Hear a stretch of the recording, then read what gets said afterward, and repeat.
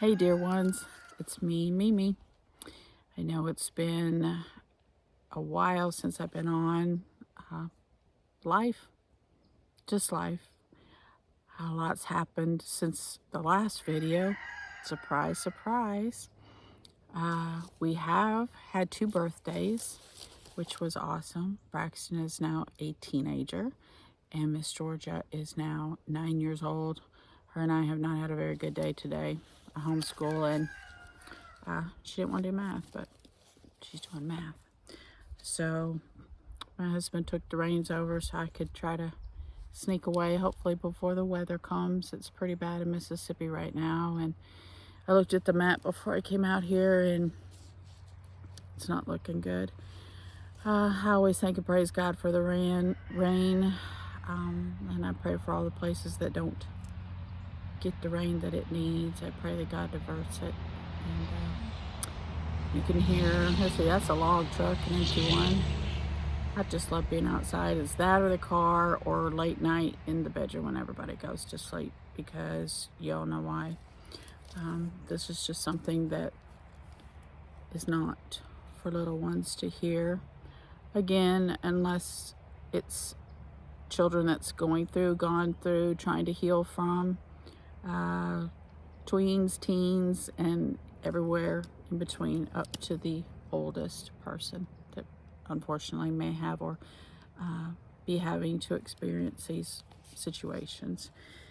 This is one that I think I'm least prepared for, because mentally and physically this has been a challenge this past 7 or 8 days, and I haven't quite gotten through it. The physical part, emotionally, that just seems to be a given, but the physical part, I had some issues because of some situations that happened here at the house that we rent. And pray for me. This is Out of the Mud Ministries, and I do pray. I pray for you. This is just what, of course, I feel compelled that the Lord would have me to do. And when I'm away too long from in between the videos, I have way too much time to think about it, and I'll try not to go there. I don't know what's going on with video 5 and 6. That's why I really hate that YouTube does things backwards, and they should start from always the first video, to me, in my opinion, should be on the top of the list in succession as they come out, but it's total opposite on YouTube. So I encourage you to start from the beginning. The very first one, it, I guess, would make more sense, but I'm perplexed about video 5 and 6. I think it's 6 that has half the views, and this isn't about keeping up with subscriptions and viewers. Yes, of course, the more that people that subscribe, like, share. I love comments. I love when the few of you that talk to me. I love it. It helps me so much. It really isn't about all that, but in order to help people, like, subscribe, and share, how can we help if we don't especially share to somebody that you know that's hurting? I have a lot of people in my life, but this last week was really difficult for 2 in particular. And I'll tell you what, it's my beloved Pop Dale always says, there's no trouble like the trouble that comes my way. And what I'm going through may be nothing compared to what some other people are going through, and what I've gone through may be a whole lot worse, and there's some that really maybe have never gone through much at all. Praise God. I hope you pray that you do. Praise God, because that's awesome. But without all these tests, I wouldn't have the testimonies to share. Again, I told you guys I've rehearsed every single time, but I'm so tired physically, emotionally, even spiritually since the last video, because it's just been crazy. And then trying to encourage my encouragers, and then all of my encouragers and me get discouraged all at once. That's never a good thing. But we're getting through it. We're all here today, praise God. And They know who they are. They know I lift them in prayer. I lift every single one of you. I've told you, whoever has a breath in them, whew, I'm going to pray for you. I want to back up just a little bit concerning Brad. And I told you that all that I went through in my pregnancy and delivery with Ty, my firstborn child, our son. And the Lord reminded me that Brad's mom did in fact come after the fact. After he was born, she had to come from Texas to California, and she could only stay a few days, because she had to get back to work. She basically told me everything I was doing wrong. But she did come. She did bring some gifts for Tyrus, which was great, especially clothing, etc. So I wanted to just let you know Brad's mom did come out. So he is, and another thing that came to mind is I didn't mention going from, there's a lot of words that I don't even like to use anymore because people's put them so crazy, kind of like grooming. Use a lot of words to describe perverted, disgusting people and things, but grooming, that first thing comes to my mind is a dog. But I didn't say going from the marriage with Jimmy to Brad that anything physical, anything in the bedroom, anything sexual changed. I hated it, disgusted me, just became a better actress. The more you do it, the more you become better at it. Loathed it, hated it, disgusted me. But I kept on. So with that being said, we'll move along. I'm still hating it. Disgusts me. By this time, I'm pretty much getting, like I said, I knew there was somebody out there, God, but I didn't know who he was till I was grown, much later in life. But I'll call it what I thought it was back then, like a woman's intuition. They don't come around. They aren't where they're supposed to be. It's pretty much a no-brainer. So I think he probably had affairs the whole time. I just was trying to focus on Ty. In denial, because I really wanted it to work because of Ty. And so many people, men and women, get caught up in staying together for the children. And what they don't realize is you're making it much worse for the children when that's all that they know, that's all they hear, that's all they see is hate, horrible language, no love, no compassion, no displays of affection, real, genuine displays of affection, genuine love between the parents. So how do they know how to act? How do they know how to be? A lot of children from the beginning of time, but we'll just say for right now, I think I've touched on this. I don't know. I don't remember. I told you I don't really go back through them. I try to catch the end so I can see where I left off. I didn't even do that this time. I just saw a window of opportunity to come out here and spend time with Jesus and y'all. So I took it. But there's so many children now, I think I have touched on this, that are going through so many things, little ones, preschool on up, and you have this. The teachers, some of them are just all of a sudden really good at diagnosing your children. Some of them ain't ever had a child in their life. So they just put a tag on them, troublemaker, bully, whatever, when in fact these children are trying to reach out and don't know how. They're suffering. So it's my prayer that people start being more attentive using the 2 ears that God gave us to hear, the 2 eyes that God gave us to see, to watch, to help these children. There's a lot of women that were like Jerry that felt trapped in a prison. And at first, I really believe it's because she didn't read and write, but it wasn't for a lot of people later on trying to teach her. I think she just got complacent and content in where she was. She had no need to read and write.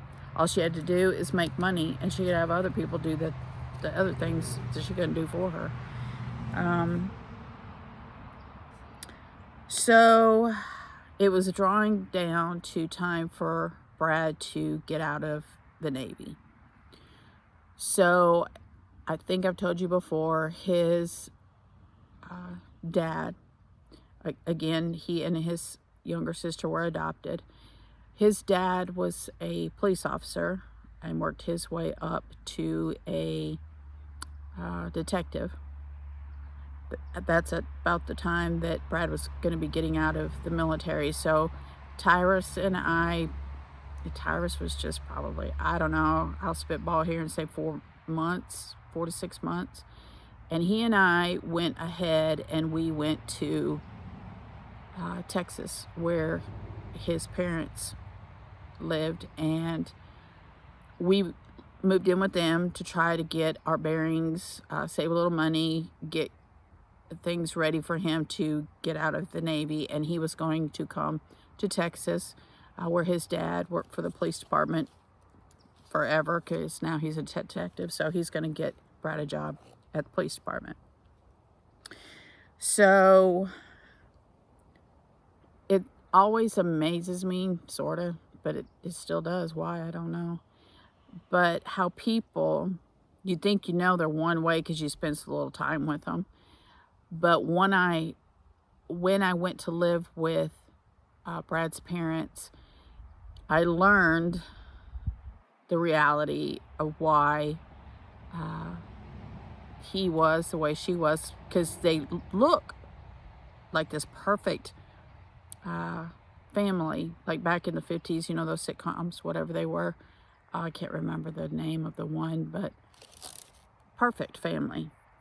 She didn't work until they got up, I think it was like junior high or something, and then she went to work for the state of Texas. And of course, like I said, his dad was a detective. So when I went to live with them, I was very shocked to learn that they weren't in love. They sure put on a good show. Nice house. She had her hair done every single week. She had gorgeous nails naturally, so she took care of, she had just beautiful hands and nails. So she took extremely well kept nails, etc. But I would find out that he made sure she went and got her hair done once a week, because he wanted to put on airs to everybody, and they did. The house stayed clean, not like Jerry's house. I mean, you couldn't eat off their floors, but it was clean. And so she proceeded to school me on how to be a wife. Everything I was doing wrong. I was supposed to be up at a certain time in the morning. I was supposed to do this, this, and this. And back in the day, soap operas, I don't even know if they're still on. I think they might be, I don't know. But back in the day, they were called soaps, I think, stories, I don't know. But before she went back to work, or went to work full time, she would watch soap operas, soaps, stories, whatever they called them. I was never a big fan. I touched on it here and there, and I'm thinking, I'm barely surviving. Why do I want to see this? And they're so poorly made. Like watching a B movie every single Monday through Friday. You already knew it was going to happen, so it was a waste of my time. But how I should perform as a wife, what kind of wife I should be, how I should do the house, what my scheduling should be, how I should let Ty sleep at a certain time, and in that certain time, if I was all caught up and did what I was supposed to do by the time I woke up, from the time I woke up until the time he took his nap, I could sit and watch the stories or do something quietly while Ty slept. I'm thinking, No, that's not how I roll. So I just I had to listen to it because that's where I was. It was their house. The one real big upside about staying there was Brad's grandmother. She lived to over 100 years old. And I would love when Brad's parents were at work and Tyrus would be in there with me or not. He might be taking a nap. I loved, loved, loved the story she would tell me. She and her husband worked for the Pony Express, as in on horseback. She was an amazing, amazing woman. I just adored her. So that was a humongous perk living there. So not long before, I just took his mom with a grain of salt. I mean, she never had physically had a child, and she was sure she knew exactly what she was talking about. So again, I took everything with a grain of salt. If I felt, it was applicable, then sure, I'd try anything if it was going to work and it would help him, it would help me. But one night, his dad came off shift. Something was going on. He had to be working late. And I remember him bringing in a watermelon. And he cut the watermelon, I want to say in quarters, and put quarter on a plate for him, one on a quarter of it on a plate for me, because Brad's mom was asleep and so was Ty. So it was just his dad and I up, and Granny was sleeping. And he just so kindly let me know how fat I was, how I was not attractive for his son, that if I didn't get the weight off, i.e. just had a kid, I'm still carrying the baby weight. But anyway, that if I didn't get the weight off and look like I did when Brad met me, that he would probably stray, which he was probably already doing. I never felt, I didn't know what to say. Here I am again, stuck in someone else's house. Where was I going to go? I didn't know these people. I didn't know Texas. I didn't know these people. I cried a lot of tears at night with my face buried in a pillow, because always trapped. Always trapped. Always having to suck it up. So I listened to what trash he had to say, and it hurt really, really bad. I don't think I finished the watermelon. So he went on his way, I went on my way, and I started looking for someone to take care of Ty. It was a big regret, but I needed out of that house, so I started looking for a job. And when I worked days, I had a sitter, and when I worked in the evenings, his mom would watch him. But I only had a short amount of time before, Brad was coming back, so I had to get the weight off. So I became a waitress. And back then there was this program, and it really worked. But I was also determined, because my heart was broken, and I think I lost like 40 pounds. And of course, his dad just was like, I knew you could do it. All about sexualizing, all about a man's perspective, perception of what we're supposed to be. And don't get me wrong, it goes both ways. I know there's men hurting out there. I've met them. I've met them. So I know it goes both ways. I don't generalize. But I got all of the weight off. And Brad came back, became a police officer. And it was never really there as far as love. Like I said, I loved him for taking care of me. But you don't know what you don't know. When you're raised a certain way, day in and day out, and then you're looking for love in all the wrong places, trying to get that dream that it really doesn't exist. There is no such thing as perfection. There is no such thing as normal. Again, I know I've talked about that, but by whose standards? What is normal? To who? Who made it up? What, scale are we graded on for normal? I know what normal would be to me now, but back then it was just you're a piece of meat. You serve your husband. You cook, you clean, you take care of the kids. That was my dream. I have no problem with that. That's who I was born to be. A wife, a mama, and a Mimi. My passion. And I think now I probably know for sure that I'm an overachiever in that, because I try to be so different than what I had that I have an overabundance, and apparently that gets me in trouble too. So Brad is now back. As soon as he got back, I don't even know how long, if any amount of time, before he started at the police department. Okay, here's 6'3", blonde, blue-eyed, police officer. Yeah, he's one of those. And I love our law enforcement. I love we pray diligently. I pray diligently for all of those out there that take care of us. There are bad apples. There's bad apples in the church. How many men and women have been forever changed because of what they've experienced in the church by some of the people they were supposed to trust most on the planet. So there's bad apples. I don't care what, where you work, church, no matter where you go, there's bad apples.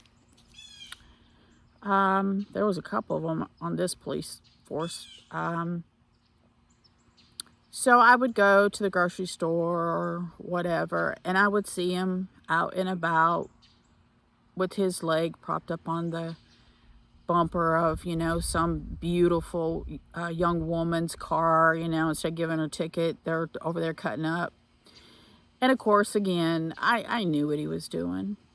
And not long after he became a police officer, he went through the academy, and I met one of the men's wives that he went through the academy with. She's in my life to this day. I'll just call her Texas. Boy, she didn't take much either. She really, really didn't. A good woman. She went through a lot too. But she would try to tell me things without telling me things. And, you know it's going on, but you just don't want to look like an idiot. I knew. So the fighting got more and more. And when he became a police officer, you don't fight. You don't call the police. You protect your own. And the beatings got worse. But like I said, that's one person I stood up to. Why I chose the biggest, tallest one, I don't know. But we both got it. He'd start it. I'd try to finish it, but we don't both end up. But Tyrus was subject to that as a child. Nobody ever laid his hands on him. I'd have killed him dead. Or I would have deleted him. So we're back and forth. We're getting scolded from his parents because his dad's like, look, y'all can't be doing this. It looks bad on me. So it got to the point where we separated. I just couldn't do it no more. I was still working where I was working before he came back from the Navy, which was a restaurant that I absolutely loved. I so enjoyed waitressing. You get to, I got a servant's heart. You get to take care of and serve people. There's times I had some really bad days at work, like, hot syrup or warm syrup on a pastor and him in his beautiful suit, spilling drinks on people, food falling off the tray. If you're ever been a waitress, you know what I mean. But I loved my job, and I would probably, if my body could do it, I'd probably waitress to this day for extra income because it was so enjoyable. But I can't do the computer stuff. Oh my goodness, they'd be tying me up. throwing me out the door if I was trying to do something with a computer, anything. I'm barely doing this. But I really, really enjoyed it. So I had a job. He went, I don't know where he went to live. I think with his parents, but it might have been his best friend. I don't remember. But I know that it was just Tyrus and I, and there was such peace. Again, I would have babysitters, and got a burp. There's that burp. Excuse me. His mom helped out when she could, and I was late on my menstrual cycle, which was not unusual. I told y'all, I really believe because of the beatings from the time I was an infant and all of the extreme physical work that Roy put us all through, that that was always a nightmare and extremely, extremely painful. So I chalked it up to stress. I was never regular. I chalked it up to what I was going through with him, just trying to get by. So I didn't think about it. But after like 4.5, almost 5 months of no period, I thought, I really need to check on this. And sure enough, I was, of course, pregnant. And I went and told him. He was living with his best friend and his best friend's wife and little girl. Yes, he was, because I had to go to their trailer. It was a single wide trailer, and his best friend was his best friend, but his wife, bless his wife's heart, of course, they didn't make it. She was amazing. She was gorgeous. She was such a beautiful woman, beautiful little girl. And I went to the trailer. We went into the room, and I said, this is what's happening. I'm pregnant. He didn't flinch. Not one little bit of happiness or encouragement. He said, that there's options. I'm like, what are you talking about? I'm pregnant with our child, our second child. Well, there's options. I said, if you're talking about abortion, yes, he was. I said, with or without you, I'm having this baby. Period. In the story. With or without you, we're still married. I'm still covered in with the insurance, which with the city, for most cities, it's really good. So I was covered. Everything was great. And I just remember thinking, what was I thinking? But you don't. When you're trying to survive, you don't think. And a lot of people say, well, do you have regrets? I just saw something. It said, if you could go into the future or the past, which would it be? I'm all about the future, y'all. I don't ever want to go back in the past, ever. So I was livid. We had a throwdown at that trailer. They weren't happy with us. I'm sure they weren't.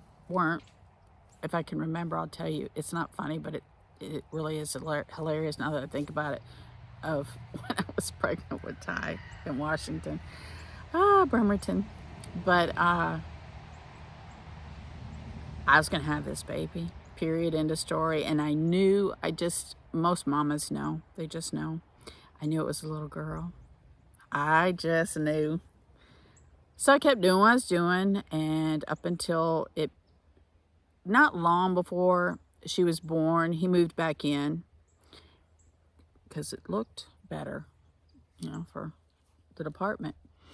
So from the time we lived in Bremerton and the incident happened with my sister and other incidents, and then seeing him with these different women that he would be pulled over, not knowing that I'm seeing it when I go to the store or whatever, staying later than he should have at work, but he, had paperwork, all of that good stuff. And Texas kept telling me, not like to hurt me, but she would keep insinuating, whatever you're thinking, whatever you're feeling, you're spot on. You need to, kind of cover yourself. So on September the 3rd, 1985, my beautiful daughter, Brandy, was born. Brandy with an I.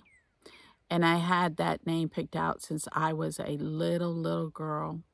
Brandy with an I. There's a story about that too, but oh, she was just beautiful. And she was little. She wasn't this giant newborn that I had with Tyrus. She was right around 7 something. She was just over 7 something, but she was one of them beautiful little pink amazing babies. And this time, because his dad and his mom worked for state agencies, I got balloons and I got flowers, and I got all of the things I didn't with Tyrus, because there was people watching. There was perceptions that needed to be made. There was so much fake that needed to be kept up. I'm just like, I'm gonna throw up. But I didn't care. I just was concerned about my babies. She was born healthy and amazing. The fighting didn't stop. We weren't as rowdy. And we tried to do the fighting in the bedroom, yelling and screaming like they couldn't hear through the wall or the door in an apartment. Again, apartment. So his dad was about over it, because it always got back to the department. But I could feel it worse and worse and worse, that he was doing more than just stepping out.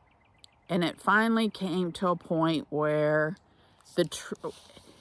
he came in and he handed me an envelope, and in the envelope was some documents. So I took them out and I read them, and it was his resignation from the police department. And I was like, okay, I don't understand what's going on at all. Even though I had been warned subtly by Texas. She knew. Everybody else knew details that I didn't. I knew stuff was going on, but I had no clue it was so big. So he got an ultimatum, because of who his dad was, and because he was there from the time he, worked the streets way back in the day up until being this big shot detective. So because of his dad, he was given an ultimatum. You can resign quietly and move along, or you're going to get fired. So, of course, he resigned. Did I know a thing about it? Of course I didn't. Except when we got these papers. I got these papers that says I resign. I'm like, what are we going to do now? And he didn't know, because he just needed to get away, because it was all fixing to come out. So not only was he sleeping around at randomly, he was also, instead of arresting women for prostitution, he was doing, letting them do favors so they wouldn't have to go to jail. Drugs? No. You give me all your stuff. Don't let me catch you again. Move along. He was taking drugs. I had no idea. No idea whatsoever. So here I am with a drug addict, pervert, ex-police officer. Great. And 2 babies. Wow. Just wondering, what do I do? Where do I go? How am I supposed to deal with this? So he has this genius idea that he's going to take what money we have saved, and we're going to move to Colorado. We're going to get away from there, and things are going to be much better up there. We're going to just get away. What he was doing is running away, and let's just go to Colorado, on the mountain where I'm from, and not necessarily, it was a little bit away from the mountain, but general vicinity. And we're going to go, let's go up there, and we'll make a go of it up there. We'll just, because he don't want me to find out everything that was fixing to come out. And we'll just go up there. We'll figure it out when we get there. Before I knew it, We had a U-Haul and everything we owned, and we was heading to Colorado. Back up in the mountains. No jobs, no nothing. Normally, I'm the planner. Normally, I'm the one that's thinking way ahead, as we've discussed in previous videos. I'm always trying to be ahead of. Well, this time I was behind a ball and I was about to get a shocker. So we moved to Colorado. We moved to a super teeny tiny town nestled in the mountains, probably not even 30 miles from where I'm not from the mountain, but I lived, and that's where we went. And I don't even know how long we were there. And he got a couple of odd jobs. There was nothing there. We're talking small, super small town. I remember we had gotten the first only, I believe in my whole entire life, brand new off the lot vehicle in let's see, Brandy was at 85, like 1987. I said, there's so many stories, y'all, that I could just go probably for another lifetime if I took all of it and just every little detail, everything, because every time I'm in the midst of a video, I'm thinking about things that pop in my head, and I'm trying to move forward as well. So you guys, like I said, I don't want to be a waste of anybody's time. I'm here, honestly, to try to help whoever is out there going through or having gone through and never been able to talk about it. And now you're like, you can breathe because you're like, you knew you weren't the only one, but to see or hear, it's comforting to me when I have people come up alongside me and say, I know how you feel. I've been where you've been. And I'm here to tell you, you can make it out. You can make it through and be better for it on the other side. So little did I know, his plan was to take us up there, make it look like we were going to try to become the family we really never were. And the fighting started again. And the kids now are like 2, 3, and 5, because they're only like 20 months apart. And it was winter. It was so cold in that old house. I love old homes. I love them. Old homes. So I'll make do. I don't care. I love them. I think they're amazing. This was an old, cold home. And one day we got into it, and he called somebody. I don't remember even who it was, but he had it all planned. He had this person pull up. He took what he didn't want to give up, which wasn't a whole lot, material things. He walked out on me and Ty and Brandy and left us with nothing. No income. He did leave the truck because he didn't want to pay for it. I have 2 little ones that are like trying to understand what is going on. I'm hysterical because I don't know what's going on. What am I going to do with 2 children all by myself? Because I don't have a support system. Roy and Jerry are just less than 30 minutes away in a really crazy, windy road. But I don't have anybody. I don't have a support system. What am I going to do? And everybody in Texas, if it's not happening to them, they don't care. They're all about saving face, because she worked for the state and he worked for the city. High profile jobs. So it was all about keeping up with the fake. There is so much fake out there. It seems like it's gotten like a gazillion trillion times worse since I've gone through it. So I can't even imagine. We didn't have all of this. Thank God, because there's no evidence of anything that I may or may not have done in my life. No proof. Just kidding. But now people put stuff out there. And is this easy for me? Is this some kind of, I don't know, call it what you want. No. This is by far the most difficult thing I have ever done in my entire life. Personally, me. This is the most difficult thing I have ever done. And I've even thought, you know what? I'm just going to delete the channel because this is tough. But I told y'all, I try to encourage y'all not to quit, give up, surrender, give out. So what kind of example would I be if I quit? I wanted to quit pretty much every day of my life, but because I love and I love passionately and I love wholly and heartedly, I'm here. So here I am with 2 beautiful blonde hair, blue-eyed, amazing kids. Confused and upset little ones. But I am stuck, and I loathe being stuck. Probably as much as I hate fake. There's so much of it out there.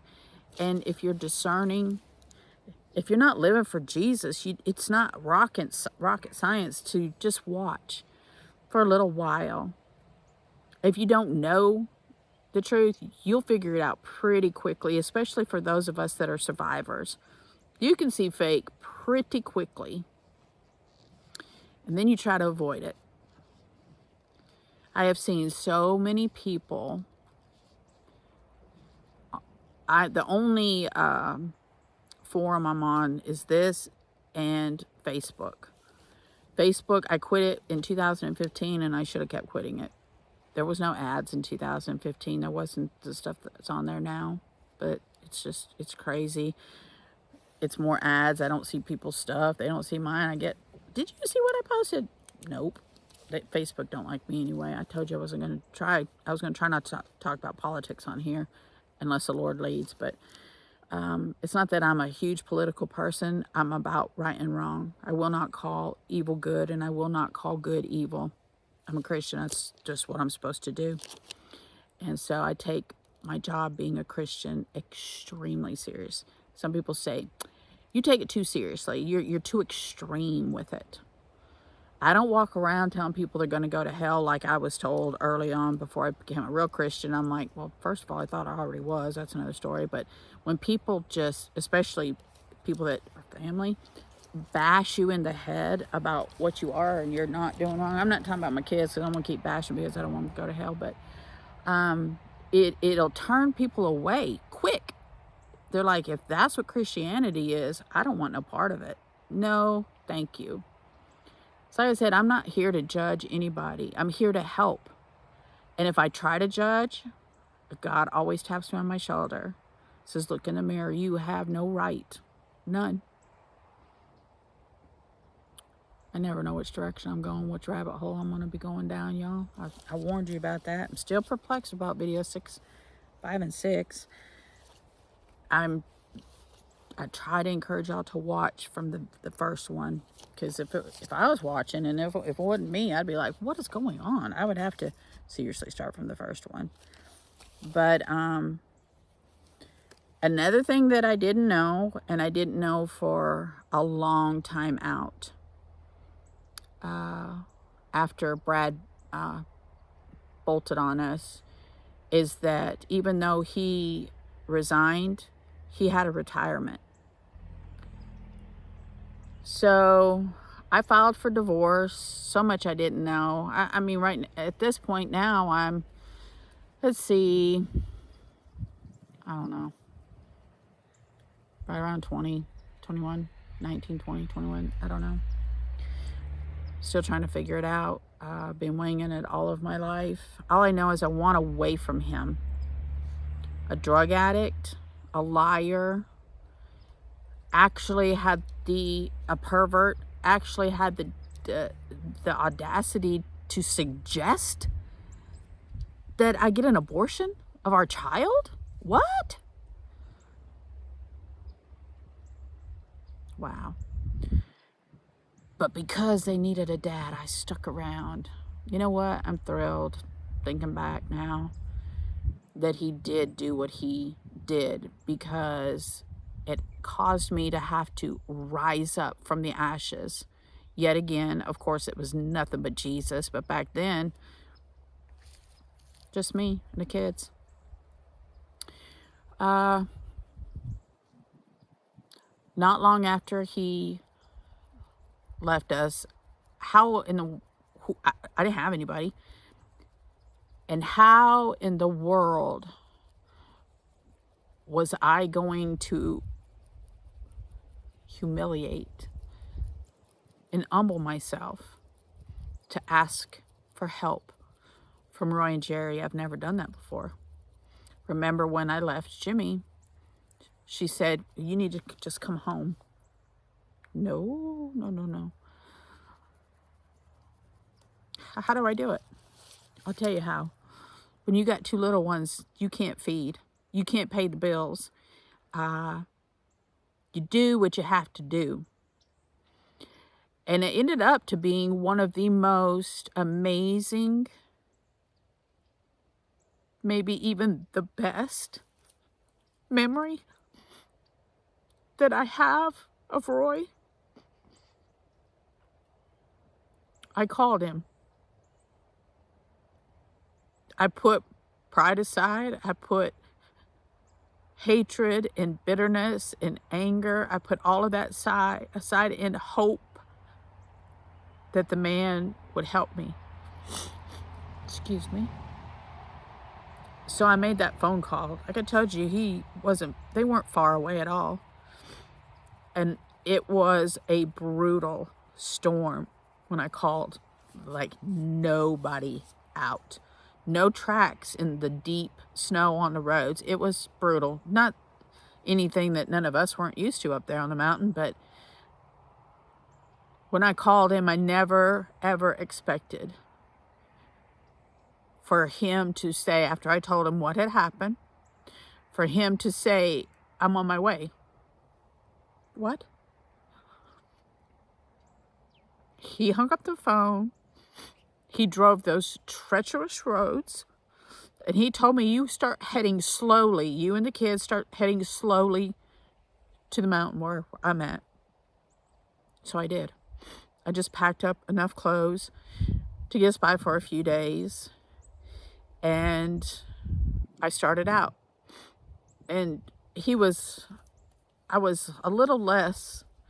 less than halfway when there was a big curve coming. And I saw him coming around that curve.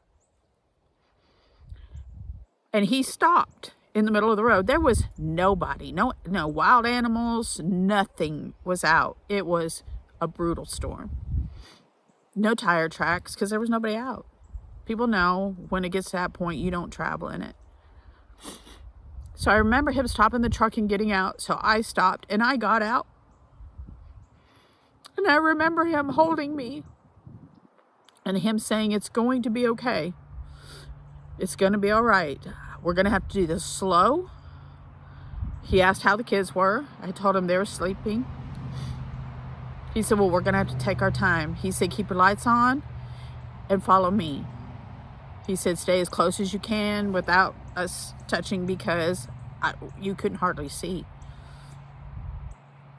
Y'all have no idea what that moment meant to me. Still does.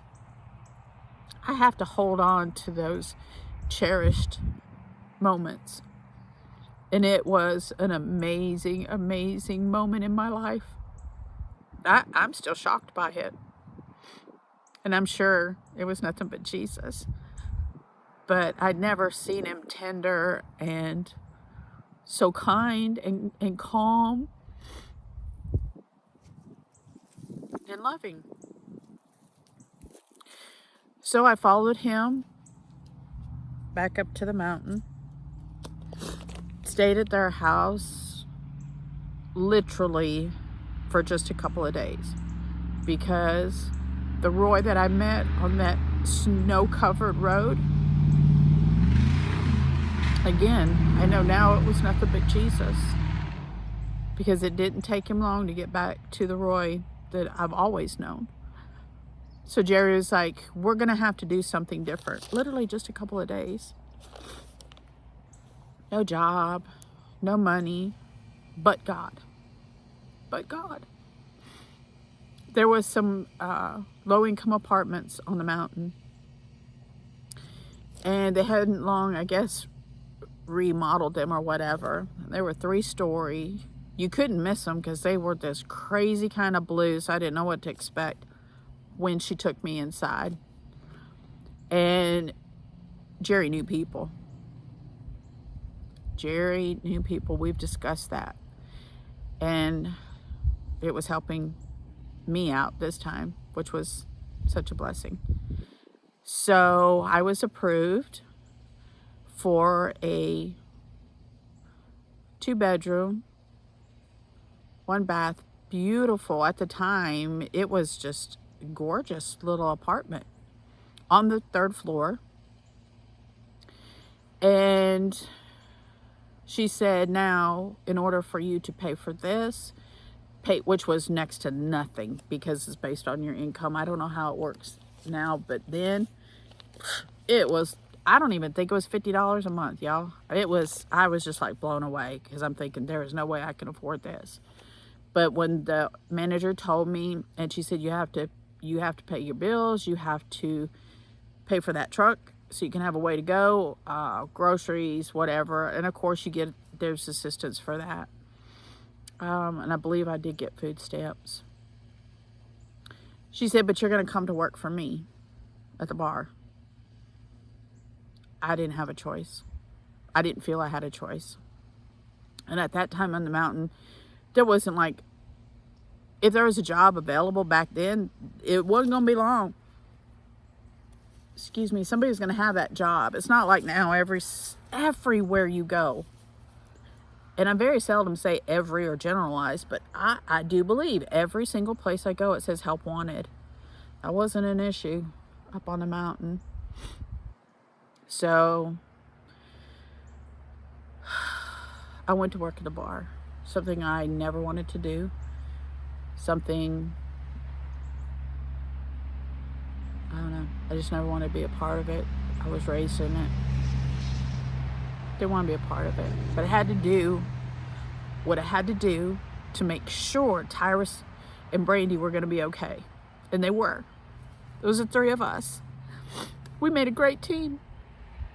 We made a great team. There was issues, especially with Ty, because of he was older, and he saw more stuff. I'll go into that because the Brad saga is not over. And it's amazing what you think in your brain. I've been telling y'all probably every video. When that's all you know, that's all you hear, that's how you're raised, and you don't see too much of anything else, and it just bites you and bites you and bites you. That's the way it is. So no, the Brad saga is not over. So I guess technically we're still in chapter 3. I figured he'd be a long one.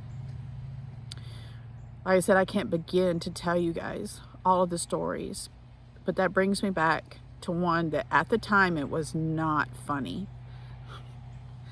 But now I find it hysterical. Maybe you will, maybe you won't. I don't know. Your sense of humor. Well, mine can be very bizarre.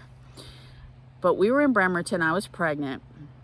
The only friends we had was a young man named Amber and his wife, Jen. They fought as much as we did, but there was something special between them. As bizarre as that sounds, I know. You could tell, I don't know, it was in love, I don't know, but they loved each other. I don't know, sometimes I think they fuss just to fuss. But she wasn't big as a minute. When I say a size 0, I think I'm probably giving her too much credit. Teeny tiny. He was huge, big O, always worked out. And I'll never forget his name because I was like, who would call their kid Amber? and his middle name was Phil. And so one day I was like, where does the name AMER come from? Because I could obviously he was Filipino. He said, well, AMER comes because my dad is American. So they named me AMER because my dad's American. So AMER. Phil because his mama was Filipino. How cool is that? Some people just have really smart ways of thinking. So anyway, they came over to the apartment in Bremerton, Washington when he was in the Navy. I don't know what happened. We ended up in a fight, of course. And I told y'all I didn't back down. 6'3". He was not overweight then, because I told y'all the military then kept you pretty much in check on your weight. But I'll never forget. He said something to me, and Amber and Jen were at the table, and he said something to me that ticked me off, of course. And we might have even threw a few punches then. I was pregnant with Ty, and he walked away. And when he did, I got a fork, and I called it its name so he would turn around, and I threw that fork as hard as I could. And he had a good sense of ducking, but it kept going, and it stuck right in Amber's chin. He was not happy. They didn't stay long. I don't know if they ever came back. Yeah, they came back, but oh my gosh. Ah, the things and the random thoughts that come. But I totally missed Brad, and I nailed Amber right in the chin. Like, it was sticking, the ding, ding, ding. The fork was just stuck in his chin. Oh my gosh. I'm glad it didn't hurt him any worse, but the things, y'all.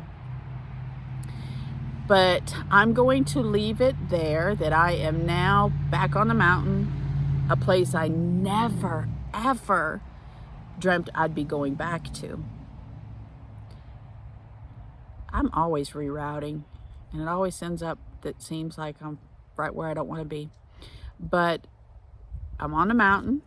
I have a beautiful, beautiful low-income apartment. Who would have ever thought low income? I'm telling y'all, they redid these. They were beautiful. The outside color was not very attractive, but they were beautiful inside to me. It's one of the nicest apartments I'd ever lived in. I had pretty much a new truck, a job that didn't pay worth the flip, not just because they were Roy and Jerry, but y'all know if you're a waitress or do anything that you get tips from. Nowadays, I don't know how it is, but back then you got like next to nothing. You relied on your tips, so I had to work it. So that's where I am.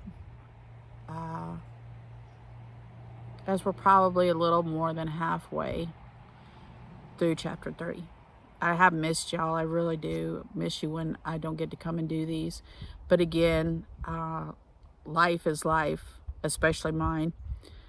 I thank and praise God for each and every one of you that has tuned in, that has encouraged the handful of people that comment. One of my super special ones is Dar. Thank you for always encouraging me, and I love you. And all of y'all are in prayer, my prayer, of course. Again, I don't understand about video 5 and 6, I believe it is, but I do pray that you subscribe and share. If you don't want to subscribe, share. Just please share to anybody and everybody that you think this might help. There's one amazing woman that you guys can read the comments under all the videos. It's not very many, but you can read them. But she said that a friend of hers had sent her the link, and well, I'll let you go read the comment. Make me cry. But that's what I do it for people like her. And maybe one day I'll get to help through people sharing and viewing. I'll get to help on a grand scale. This is going to be a year unlike any we've ever seen. And there's people that have had a pretty decent life, and now they're all of a sudden they're freaking out because the world's freaking out. But there's some of us that's been living on the edge or by literally by our fingernails all of our life. So to me, one day at a time, just roll with it. You can't control it. I'm not even doing a very good job controlling the things that I'm supposed to be. Whew. I love and appreciate each and every one of you. Whether you see this today or tomorrow, next year, 10 years, if the world sticks around that long, if I'm here or if I'm not here, I just pray it continues to go and help people that need it. Feel free to leave me a comment if you need a prayer request. Don't hesitate to just say, would you pray for me, or leave a first name. You don't have to tell me why, or God knows. Because at the end of the day, this is still a ministry. That's my priority. I love to pray. I love to pray because prayer changes things. I got to watch it, believe, just a week ago, give or take. Miracles, signs, and wonders happen. God amazes me every single day. If you are thinking about doing something permanent for a temporary situation, I implore you, beg you, please don't do it. Don't let the enemy have your life, your soul, your mind, your heart, your spirit. That's what he is. It's the enemy. Don't let him speak to your mind anymore. There's a man named Jesus that loves you and adores you, and he believes you're priceless, to the point he hung on a cross and died just for you and me. I told you before, the word says he stands at the door and knocks, just like a gentleman. He's not going to take a big battering ram and bust it down the door of your heart and say, you will serve me. He wants you to love him. All on your own choice, because he is head over heels in love with you enough he died for you. But you are priceless. So if you feel hopeless, helpless, beat down, broke down, reach out to somebody. I'm here. borntojesus@hotmail.com. BORNTOJESUS @hotmail.com. Super easy to remember. borntojesus@hotmail.com. Leave me a name, just a first name. I'll pray. God will know the situation. But if it's bigger and you need more one-on-one, don't hesitate to email me. I'll do my best to get back to you as soon as I can. Please keep praying for me. I need it. Please continue to pray for my daughter Brandy and her husband Andrew. They do the biopsy February the 1st. And I know I'm claiming benign and just get it done and be done with it. But there's never a shortage of prayer. We all need it. I really don't know anybody that's not going through. Whether it's the poorest of poor or the richest of rich, we're all going through something or a whole lot of somethings. I love you and I appreciate you, dear ones, more than there's words that can say. And I pray that you stick with me on this journey, but I got to keep doing what I'm doing. As much as I keep trying to get out of it, God brings me right back. And I have detours always. I'm always rerouting. Some is my fault. Some I can't control. Things happen. Some very not fun things happen. You got to press on.